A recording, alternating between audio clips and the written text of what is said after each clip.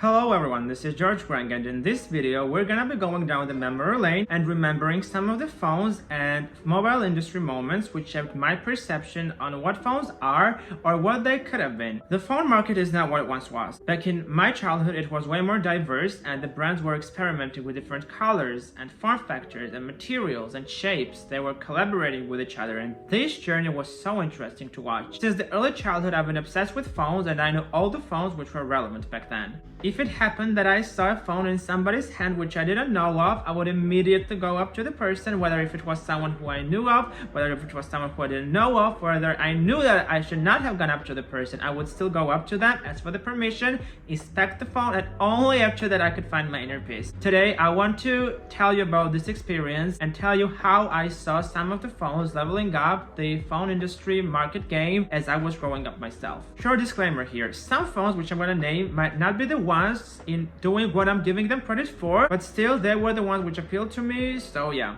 First phones which I remember from a really young age are these basic bar phones which had antennas and colorless screens. They were all relatively looking the same. Most of the brands which were active at the time, the phone manufacturers, they were all producing these bar phones, and how they worked is that they had this colorless screen and some of them had backlight, some of them did not. For example, I had a Motorola bar phone and it had this colorless display and it had green backlights. When we're speaking about phones of this kind, we absolutely need to mention Nokia E61 E62. This is the phone, as we all know, which is the king of durability. And I'm going to tell you one thing. Back in that time, at least in my community, it was not given as much appreciation as it is now. Of course, the sales were very good, so people obviously appreciate it, but overall in the world, people who did not choose to buy this phone were not as overwhelmed with its durability and so on as we are today. And I think the basic explanation for this is that because people were not as concerned for durability as they are now. The reason is that, again, those phones were made from plastic, right? So they were less prone to breaking. Of course, they all had their own durability problems, but basically durability was not as big of a problem as it is now. We were constantly dropping our phones from pocket level heights or even higher, and they were surviving easily. So durability was not as important, but we still absolutely need to give appreciation to this phone, especially considering what's happening now today with phones. I had this Galaxy S7 Edge and it dropped from this height and it's still shattered, so my credit goes to this Nokia.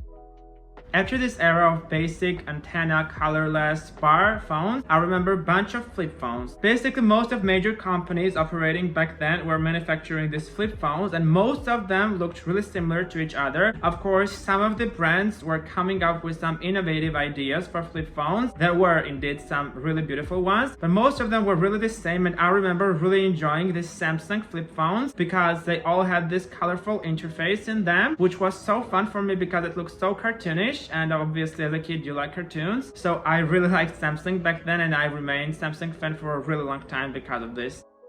Next phone which I want to discuss is Sony Ericsson P900. It got released in 2003 and it still blows my mind that this phone existed back then, and I'm gonna tell you why. It's a normal bar phone, like nothing unusual, but what's unique about this phone is you could actually detach this keyboard part, you could flip it down and it was transforming to this like normal touchscreen phone. It had a camera, it was also relatively bigger compared to its competition, it also had its stylus, and the way that the user was interacting with this phone was really similar to how we're interacting with our phones today.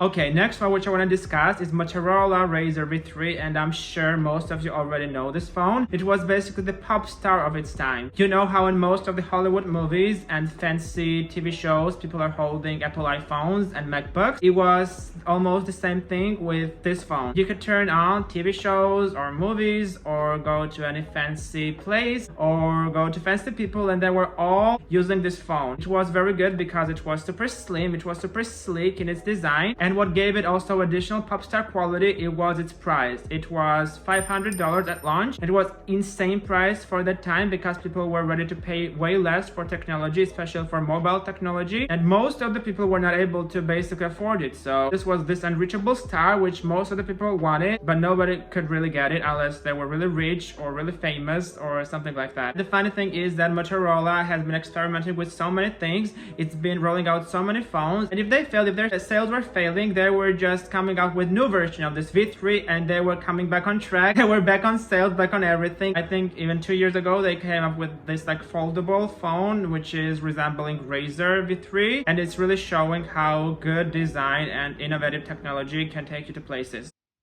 Okay, the phone which I will discuss now, I'm super proud about this one. I owned it actually to my surprise to this day and I really loved it, and it's Nokia 8800. This was super luxury phone. Like people who could afford Razr V3 were not even able to afford this one. Later Nokia also released other versions of this phone like Carbon Art and Sapphire Art. They were even more pricey. Technology, it was nothing amazing I think, but form factor was really unique. The branding and everything just came together and gave this phone extreme value. And I remember I was rewarded for passing the German exam really well with this phone, and I was a kid who was generally just excited about any piece of mobile technology, and when my parents gave me this phone, my emotions were like priceless.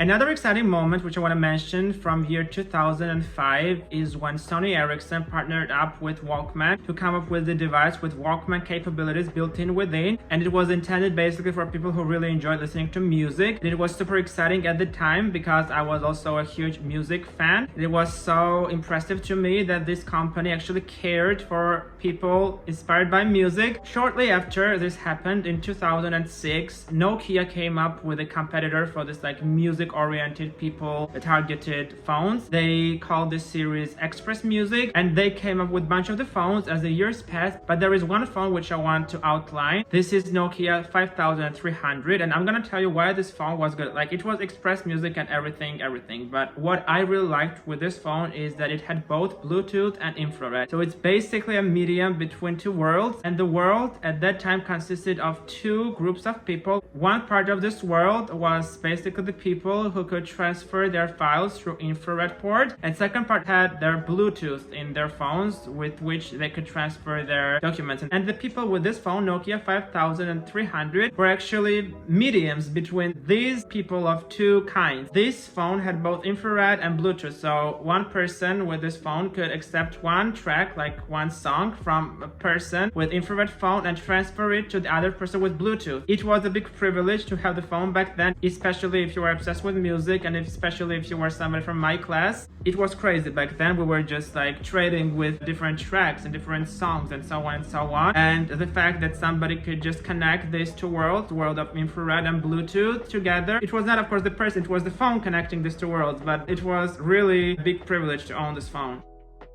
Next phones which I want to discuss are also coming from 2006, and they are actually also Nokia phones, E61 and E62. And why I like these phones were because they had this QWERTY keyboard, and they were also pretty solid phones themselves. Of course, we also had QWERTY keyboard phones in the past before this year from other companies as well, but these phones were really good according to my test, and they also had this QWERTY keyboard, and it was also a big bonus because I'm not sure if you know how texting worked back then. It was way more complicated than now. We're spoiled with QWERTY keyboards all over, in phones, in tablets, everywhere. But in phones, we had this like 9-digit keyboard where it was really time consuming to type in the messages which you wanted to do unless you were using T9. T9 was actually the older version of predictive text. I'm from Georgia, and predictive text was not available for my language, so I needed to go through all this, and it was really time consuming for me to write text on my phone with like 9-digit keyboards. So the QWERTY keyboard was really big for me.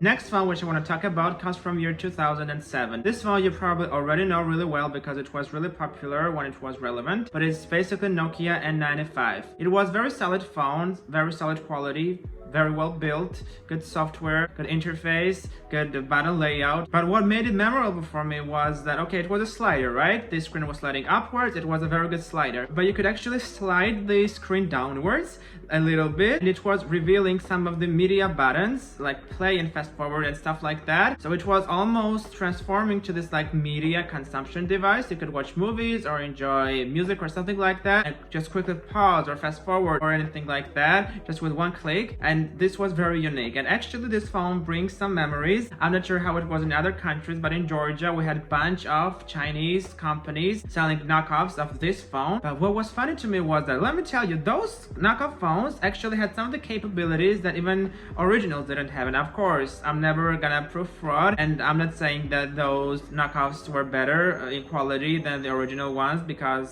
they were not. But those capabilities were pretty amazing. For example, one capability was that you could actually watch TV on Nokia N95 knockoff, and you could not do it on original. And this was really weird. You could even pull up antenna on fake knockoff N95 when original didn't even have that, and you could basically watch TV in any part of the country you wanted. And back then it was really rare because you couldn't just turn on TV or just log into the internet randomly. So being able to have an access to the TV for free on constant basis, it was a really good feature. And again, I'm not supporting anything like this, but still it's really fun memory to remember. As a matter of fact, there are still so many more phones which I want to discuss today, but I'm just realizing how overwhelming it can be for one video. So I am gonna be working on the second part of this one. And meanwhile, I want to ask you guys one question. First of all, I do know that this channel is really fresh. I started out really recently, so it's kind of quiet in here, and maybe you're not even watching this. But in case you are, please answer me on one question in the comment section. What was the phone which you were most excited about to get when you were a child? Yes. Okay, in case you are really here, I want to thank you for watching. Please like and subscribe, and I'm gonna see you in the next one.